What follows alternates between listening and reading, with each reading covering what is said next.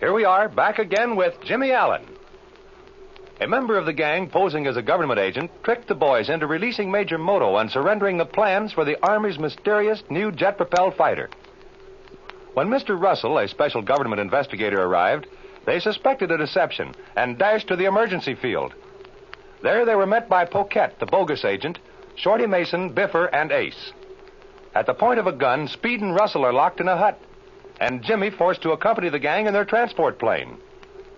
As the big ship leaves the field, Speed breaks out of the shack, slips into the cockpit of his fast attack plane, and follows the gang.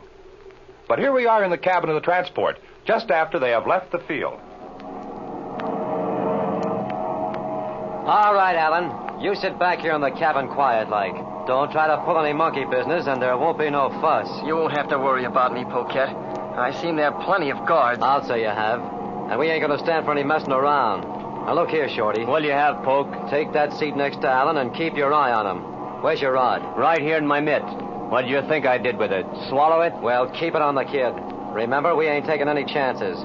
We got too much dough up on this deal. I'll watch him, and don't forget it. I got a little matter to settle with this punk after we land. If he tries to pull anything, he may not be with us when we land. That's okay with me. Now, Biffer, better move up to this seat opposite Moto. And keep that machine gun in your lap. We may need it later. Okay, I'm ready anytime. That's the stuff.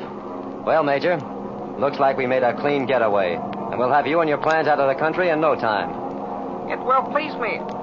Your chief acted fast. I am grateful to you. That's all right. I was just obeying my orders. But, look here, Major. Put in a good word for me when you see the big boss. I do not comprehend.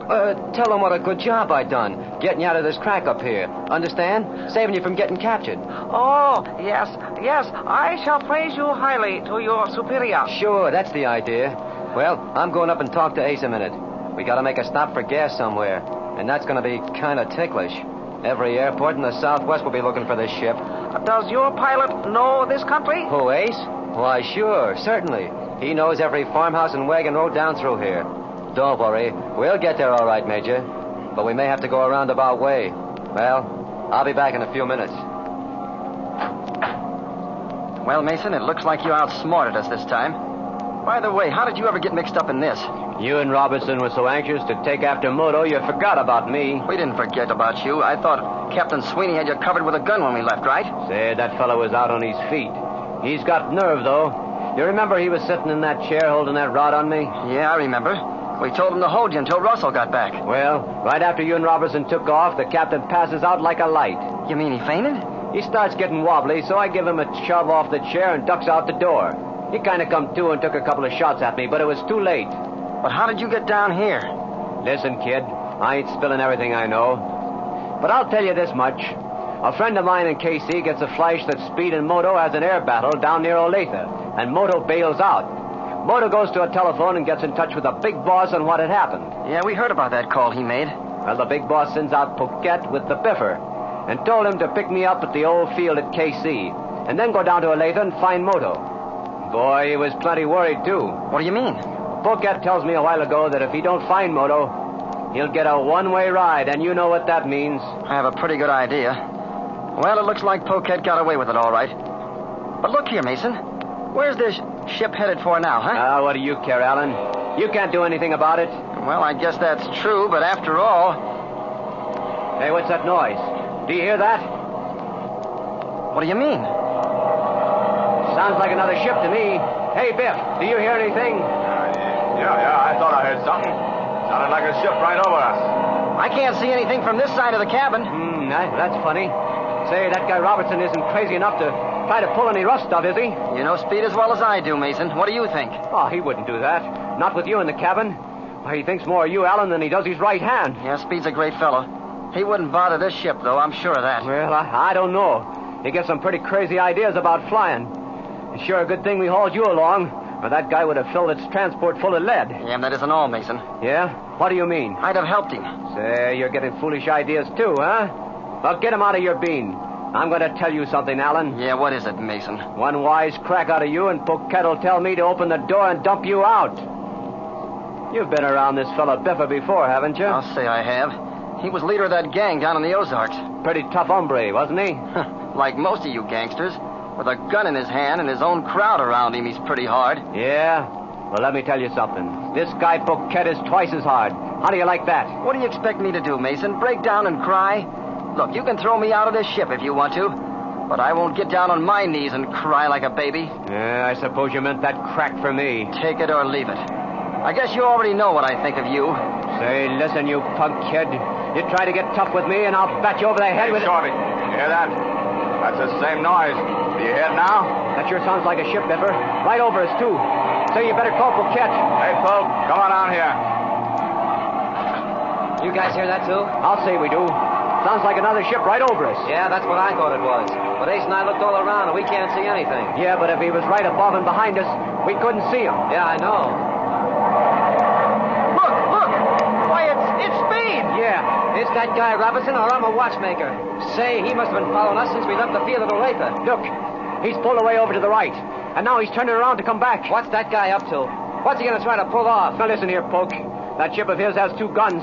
Do you think he'll try to do it? Not a chance. Not with Jimmy Allen in here. Sure. That's what I figured, too. But what's his idea, then? I wish I knew.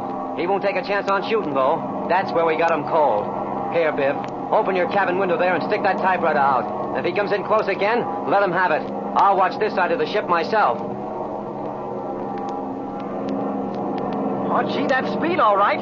In the attack ship. Yeah, I hope he comes in close. Where is he now? I don't see him. He must be back of us again. As long as he stays there, we don't have a chance to hit him.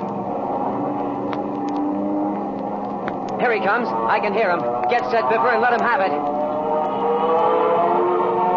There he goes, Poke, on your side. Give it to him.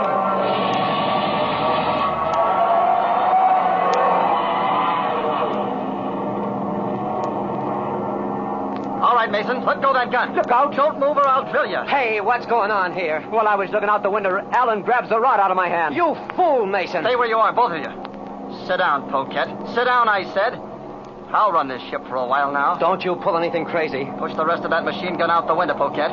Hurry up. Come on. Listen, Alan, you can't pull this stuff. I said get that gun out the window, and I'm not fooling, Poquet. The government would just as soon have you dead as alive. All right. Here it goes. There. Now the same goes for you, Biffer. Hurry up, dump that gun out the window. Okay. Now all of you, stick your hands up over your head. Come on. I said I'm not fooling. There. That's better. Look here, Alan. You must have lost your mind or something. You can't hold us here in this ship. Why, when we land at our field, your goose is cooked. I'm not asking you for any advice, Poquet. We're gonna land right now. Now I know you're crazy. Come on, Jimmy. You can't do that. You shut up too, Mason. Biffer, open that door and tell Ace he's going to land this ship in the first good pasture we come to. Got that? Do as I say, or I'll put one between your eyes. Take it easy, kid. Ace, pick out a field down there and land it. Alan's got to drop on us. You might as well tell Ace I'm running this little show from now on, and the ship, too.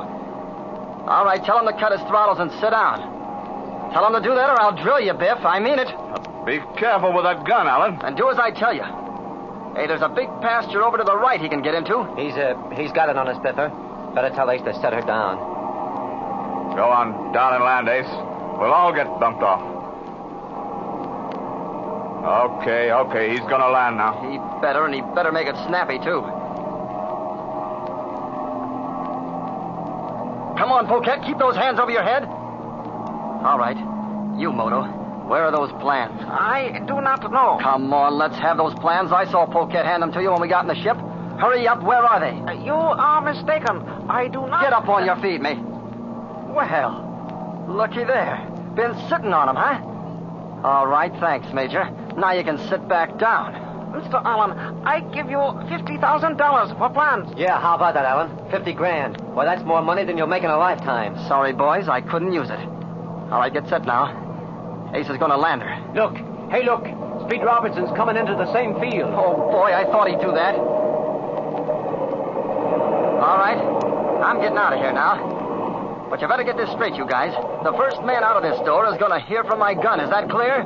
My plans. We must stop him. Yeah? Well, how are you going to do it? Remember what I told you, birds.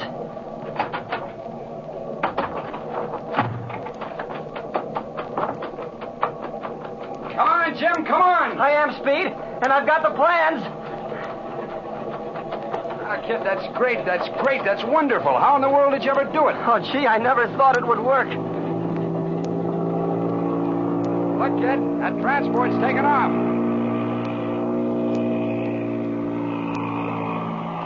Yeah, there she goes, but let it go, Speed. We've got the plans. Yeah, I guess you're right. We wouldn't have a chance anyway. There's just too many of them.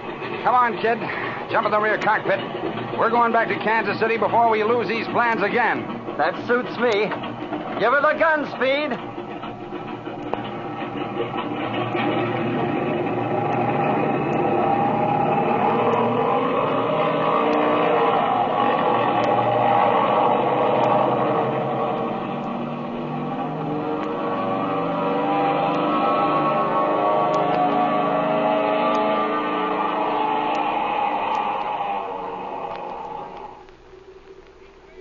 Well, the plans are safe.